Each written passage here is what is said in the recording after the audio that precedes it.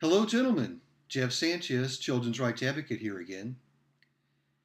Have you heard about the new radical suffrage march? Burning limousines and acting like spoiled children? Subsidized exclusively by George Soros under the guise of racism or immigration? Did you know the real reason the original suffragette charade developed was because a system that brings so many advantages to most American women turns by necessity against a majority within their own ranks? The women who are unattractive by male standards? Since the American public is accustomed to listening to women when they talk, their problems were soon much discussed, not only in America, but also in the rest of the world. This new movement was taken up immediately. Why, one might ask, did this upspring of women start in America, of all places, where women are obviously better off? The explanation is simple.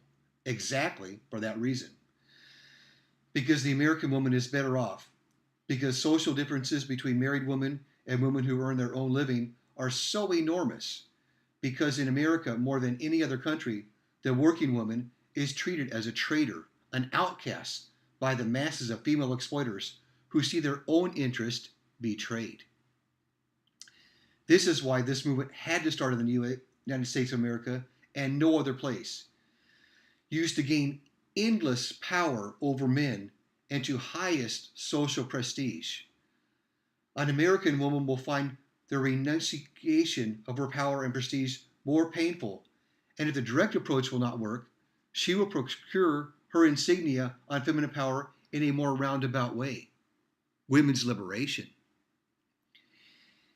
It is at once sad and comic to see how the women of the American women's liberation movement direct all their time and energy against the wrong enemy, white men. Like all women's liberation movements in history, women's liberation started from the wrong premise and has missed its aim. But no force on earth will convince its members of that. The responsibility lies with the intellectuals. It is understandable and perhaps even forgivable that as a result of all the manipulation from earliest childhood, men have come to the conclusion that A, they have the power, and B, they will use it to suppress women. But it is inexcusable that intellectual women who might have seen matters from a different female angle have uncritically adopted this line of thought. Instead of saying, it is very nice of you to think so highly of us, but in reality, we are quite different from the way you see us. We don't deserve your pity and your compliments at all. They say, with all due respect to your insights, we are much more pitiful than your male brains could ever imagine. These intellectual women have claimed a rather dubious fame for their sex. Instead of being unmasked as the very most cunning slave traders ever known, they have undersold women and made them the object of male charity. Man the tyrant, women the victim. Nothing has changed, although women today, more than ever before, have every opportunity to make statements about themselves on their own radio and TV programs, in newspapers, columns, and magazines.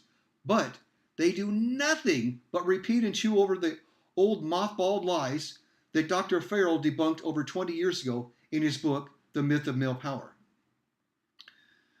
Women's liberation has failed.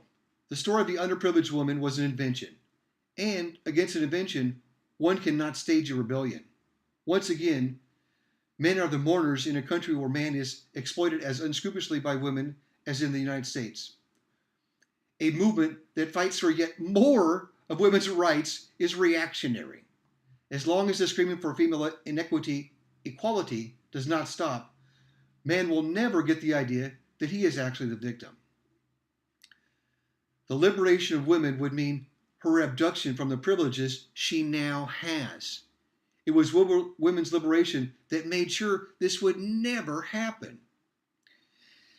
It is better to let them think they are king of the castle, a female reader of Psychology Today wrote. Lean and depend on them and continue to control and manipulate them as we always have. To learn more, read Esther VILAR'S book, The Manipulated Man. The real reason for this march is because our new president won't allow females to kill their fetuses any longer. He has exposed their callously narcissistic, cold-blooded, and destructive natures. He has told them that playing God with human life is unacceptable, that killing unborn fetus is a murder, and they know that once we men wake up and become aware of their psychopathic ways, we will not allow them to manipulate, shame, and exploit us any longer. They are losing control, and they know it. We will be able to see them as the hormonally imbalanced, callously narcissistic, hypocritically controlling little girls that they are. And we won't allow them to ruin our civilization as they have ruined all other civilizations throughout time. To learn more, read the book Sex and Culture, or watch the YouTube video, The Inevitable Collapse of Feminine Societies. Look what Mother Merkel is doing to her people in Germany right now. Because of her actions, her country will soon collapse, just as ours would have if Hillary was in control. It is just a coincidence that they both work for Mr. Soros. Check the paper trail. Gentlemen, as adult human beings, we have a moral obligation to protect the unborn and enable them to live to their full potential. As Mr. Pence said, pro-life is going to win. This is our opportunity to save our society. We have two things that no other society has ever had before. Number one, we have a leader who is not a career politician.